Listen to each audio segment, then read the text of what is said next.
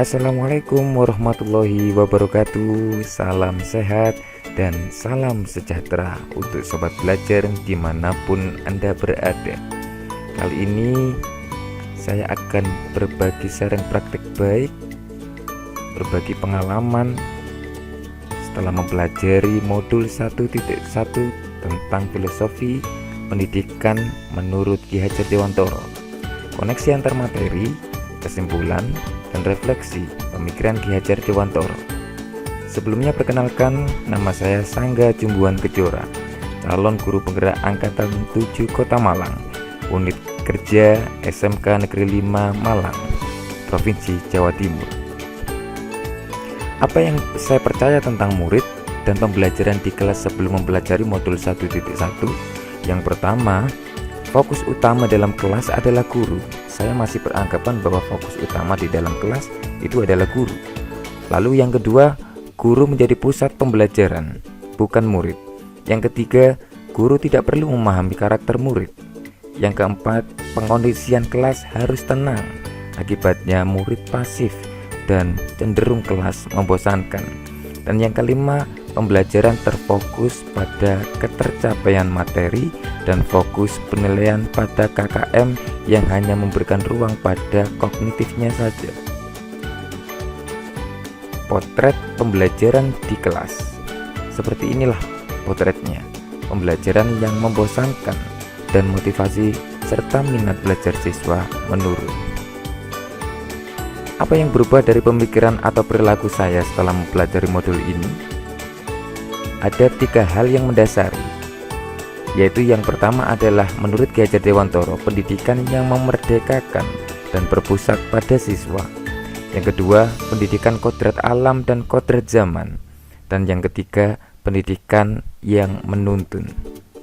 Lalu kita akan bahas 3 hal ini yang mempengaruhi pola berpikir saya dan pola sikap saya untuk berubah memfasilitasi anak-anak. Yang pertama, pendidikan yang memerdekakan dan berpusat pada siswa. Pendidikan yang memerdekakan memiliki dampak yang luar biasa hebatnya pada psikososial anak dalam menerima pembelajaran di dalam kelas. Siswa dapat mengekspresikan dan menuangkan sebebas-bebasnya dalam mempelajari sebuah ilmu dengan segala yang melatar belakanginya. Siswa merasa diberikan ruang luas untuk mengeksplor dirinya sesuai apa yang mereka kehendaki. Siswa pun merasa lebih percaya diri dan merasa diberikan reward dengan sebuah kepercayaan dari gurunya, sekaligus memberikan tempat baginya untuk berdialektika dan bertukar pendapat dengan temannya, yang akhirnya suasana kelas terasa lebih hidup. Yang kedua, kodrat alam dan kodrat zaman. Setiap anak yang terlahir membawa keunikan tersendiri. Tidak ada yang sama, bahkan kembar siam pun mereka pasti berbeda ketika diidentifikasi mendalam. Keunikan itulah yang disebut oleh Ki Hajar Dewantoro sebagai kodrat alam, yaitu bawaan lahir anak yang memiliki karakteristik bakat dan kemampuan sendiri-sendiri, tidak sama dengan yang lain. Dan setiap anak pun pasti mempunyai kelebihan dan kekurangan masing-masing. Kodrat zaman. Kodrat zaman adalah kondisi yang sekarang dan akan anak alami nanti di masa depan. Guru mempunyai peranan penting untuk membekali keterampilan kepada siswa agar mampu menyesuaikan kompetensinya di masa depan agar dapat hidup, berkarya, dan menyesuaikan diri dengan zamannya. Lalu pendidikan yang menuntun. Pendidikan itu bukan memberi, tapi menuntun, kata Ki Hajar Dewantoro. Setiap anak sudah dibekali oleh Tuhan sesuai keunikan dan kelebihannya masing-masing. Tugas guru adalah menebalinya agar kemampuan bawaan dasar sang anak dapat muncul ke permukaan, dan anak sadar bahwa kemampuannya ada di bidang tersebut untuk lebih dikembangkan dan ditajamkan, agar kedepannya sang anak dapat hidup menjadi manusia seutuhnya dan masyarakat yang selamat dan bahagia. Dengan tujuan hal ini pula kemudian Ki Hajar Dewantoro menuangkan slogan dalam filosofinya, yaitu ing ngarsa sung tulodo ing madya mangun karsa tuturi handayani. Penerapan untuk mewujudkan pemikiran Ki Hajar Dewantara di dalam kelas. Yang pertama, mengenali karakter siswa sesuai dengan bakat dasar dan budaya sosialnya dengan menggunakan pendekatan asesmen diagnostik.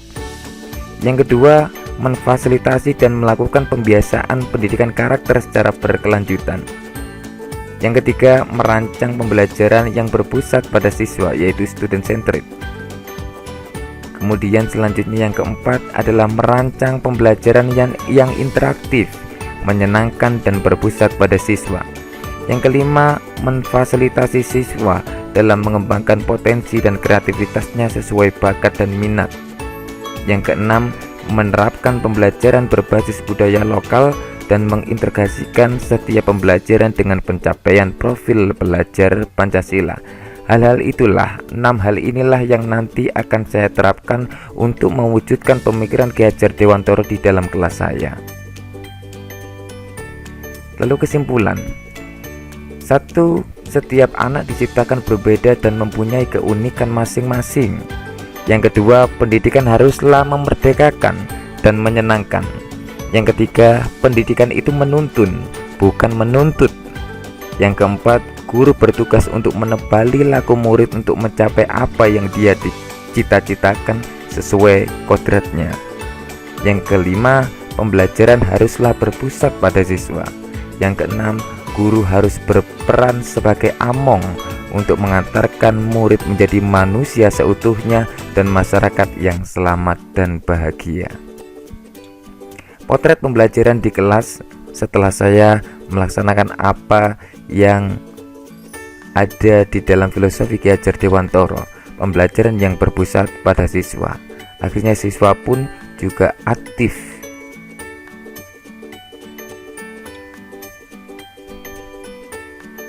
Terima kasih telah menonton. Salam guru penggerak. Tergerak, bergerak, menggerakkan. Saya Sangga Jumbuhan Kejora. Terima kasih. Assalamualaikum warahmatullahi wabarakatuh.